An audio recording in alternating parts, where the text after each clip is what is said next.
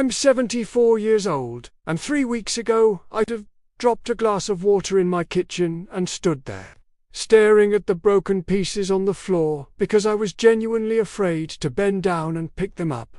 Not because of the sharp edges, because I wasn't sure I could get back up once I went down. So I left it there, walked around it, came back an hour later with a broom and dustpan and swept the whole mess into the trash without ever lowering myself to the floor. The entire time I was thinking about what that meant, what it said about me, what it meant for everything else. That night I started noticing all the things I don't carry anymore. The laundry basket, too heavy and awkward, the grocery bags, even just 2 of them, the stack of books I meant to take upstairs, the pot of soup I made yesterday that's still sitting on the stove because I can't safely lift it to pour it into containers. I've started making smaller batches of everything, half recipes, single servings, not because I don't want leftovers, because I can't trust my hands to hold a full pot without shaking. When did this happen? When did ordinary objects become hazards?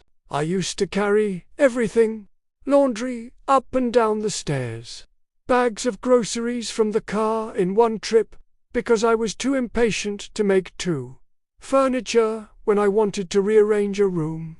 I was strong, capable. I took pride in not needing help with physical tasks. Now I look at a gallon of milk and I have to plan how I'm going to get it from the fridge to the counter without dropping it. I use both hands. I move slowly. I set it down halfway to rest. A gallon of milk. It started about 2 years ago with the big things. I stopped carrying the vacuum cleaner upstairs because it was too heavy and bulky. I told myself I'd just vacuum up there less often, once a month instead of once a week, then every other month. Now I can't remember the last time I vacuumed the upstairs bedrooms at all. I've closed the doors to those rooms. Out of sight, out of mind. If I'm not using the space, it doesn't need to be clean, right? That's what I tell myself. Then it was the groceries. I used to shop once a week, fill up a cart, load everything into the car and then into the house. Now I go 3 times a week and buy just what I can carry in one bag, sometimes 2 if they're light. I've stopped buying things that come in heavy containers. No more big jars of pasta sauce. No more family size anything. I buy single portions, small packages, lightweight options. My pantry looks like it belongs to someone who just moved in, not someone who's lived here for 32 years. Then the laundry. I do tiny loads. Now, a few shirts, a couple pairs of pants. Never a full basket because I can't carry a full basket down to the basement anymore. Can't carry it back up when it's clean and wet and even heavier. So I do these pathetic little loads. 1 or 2 items at a time sometimes, because that's all I can safely manage. It takes me 4 times as long to do the same amount of laundry I use to finish in an afternoon. Have you noticed this happening to you too?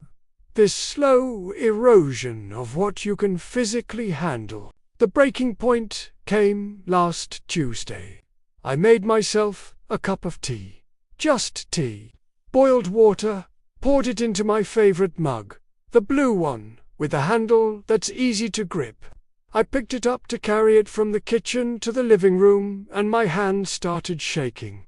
Not a lot, just a slight tremor, but enough that the hot water sloshed against the rim of the cup. I froze, stood there in the middle of the kitchen, absolutely terrified that I was going to spill boiling water on myself. My hand kept shaking. The water kept moving. I put the cup back down on the counter and just stood there, breathing hard, furious and frightened in equal measure. I couldn't even carry a cup of tea 10 feet without being afraid I'd hurt myself. That's when I understood how bad this had gotten. That's when I realized I wasn't just being careful or practical or smart about my limitations. I was scared. Genuinely, constantly scared of everyday objects. Scared of what I might drop. Scared of what might be too heavy. Scared of losing my grip, losing my balance, losing control. Living alone after 70 means every object becomes a potential threat when you can't trust your own strength anymore. The cast iron skillet I used to use for everything sits unused because I can't lift it with one hand and I need my other hand free to steady myself against the counter. The big ceramic mixing bowl my mother gave me 40 years ago stays in the back of the cabinet because it's too heavy to pull out safely. The winter coat I love is too thick and heavy to put on without sitting down first. I've started choosing what I wear based on weight, not warmth or style. I've reorganized my entire kitchen. Everything I use regularly is now between waist and shoulder height. Nothing on the bottom shelves because bending down is too hard. Nothing on the top shelves because reaching up makes me dizzy. Everything within easy reach, everything lightweight, everything safe. My daughter came over last month and commented on how empty the counters looked. I told her I was going for a minimalist aesthetic. I didn't tell her the truth, which is that I've removed everything I can't safely pick up. When was the last time you used something in your house without thinking about whether you could handle it? The worst part is the isolation it creates. I stopped having people over for dinner because I can't carry the serving dishes to the table anymore. I can't lift the roasting pan out of the oven. I can't pour from a pitcher without spilling. I can't even set the table properly because carrying multiple plates at once isn't safe. So I stopped inviting people. I make excuses. I say I'm tired or busy or not feeling social. Really, I'm ashamed. Ashamed that I can't do the basic things a host should do. Ashamed of how weak I've become. My son visited last month. He lives across the country. Only comes once or twice a year. He offered to help with dinner and I snapped at him. Told him I could handle it. Then I watched him lift the pot of pasta off the stove with one hand like it weighed nothing. And I had to leave the room because I was about to cry. He didn't notice. Or maybe he did and was kind enough to pretend he didn't. Either way, the gap between what he could do effortlessly and what I struggled with felt like a canyon. After he left, I started thinking about all the other things I've stopped doing because they involve carrying something. I don't garden anymore because I can't carry a watering can or a bag of soil. I don't bake because I can't lift a sack of flour. I don't rearrange furniture even when I want to because I can't move anything heavier than a throw pillow. I don't change my own light bulbs in the ceiling fixtures because I can't safely carry the stepladder and also hold the new bulb. My world has gotten smaller and smaller, limited by what I can physically pick up and hold on to. And I'm angry about it. Furious, actually. My mind still works fine. I still have ideas, plans, things I want to do. But my body won't cooperate. My hands shake. My arms tire easily. My grip isn't reliable. And there's this constant fear now, humming underneath everything I do. The fear that I'll drop something and break it. The fear that I'll drop something and hurt myself. The fear that one of these times I'll lose my grip on something at exactly the wrong moment, and that will be the thing that ends my independence. Because that's what this is really about, isn't it? The nursing home fear. The fear that lives in the back of every elderly person's mind when they're living alone. One fall, one injury. One moment where you prove you can't take care of yourself anymore. And suddenly other people are making decisions about where you live and how you spend your days. Suddenly you're not in your own home anymore. You're somewhere else, somewhere you never wanted to be, because you couldn't safely carry a pot of soup or a basket of laundry. So I've been adapting. That's what I call it. Adapting. I buy lighter things. I carry less. I make do with less. I've gotten very good at breaking tasks into smaller pieces, so that each individual piece is manageable, even if the whole task isn't. I've learned to accept help with certain things, though it burns me every time. I've learned to prioritize what's essential and let go of what's not. But I'm also running out of room to adapt. The accommodations I've made are reaching their limits. I can't make the objects in my house any lighter. I can't break the tasks down any smaller. I'm already at the bare minimum of what's required to maintain my life here, and I can feel that minimum becoming unsustainable. My neighbor, the one who moved into that senior living place last year, she told me they have staff who help with things like this. People who carry your groceries in. People who do the heavy cleaning. People who help with anything that requires lifting or reaching or carrying.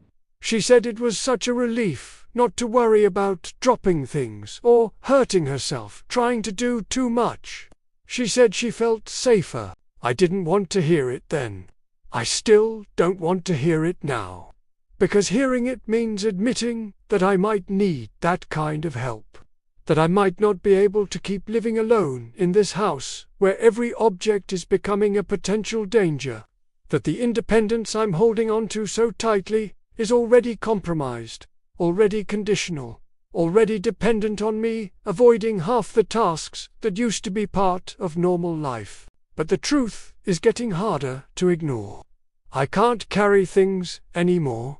Not safely, not reliably. And a life where you can't carry things is a life that's severely limited. Eventually, maybe soon, those limitations are going to add up to something I can't work around anymore. There's still time to think about what comes next. To consider the options while I still have the clarity and the choice.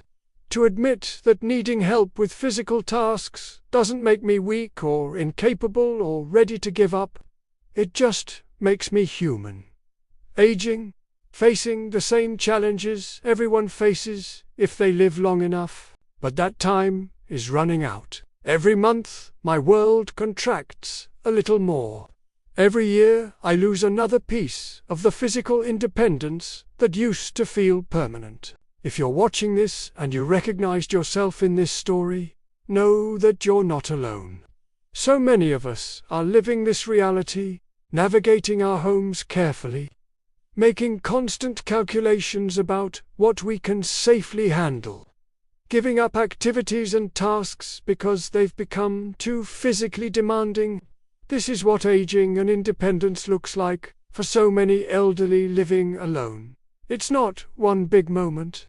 It's 1,000 small concessions. If this resonated with you, please subscribe to this channel.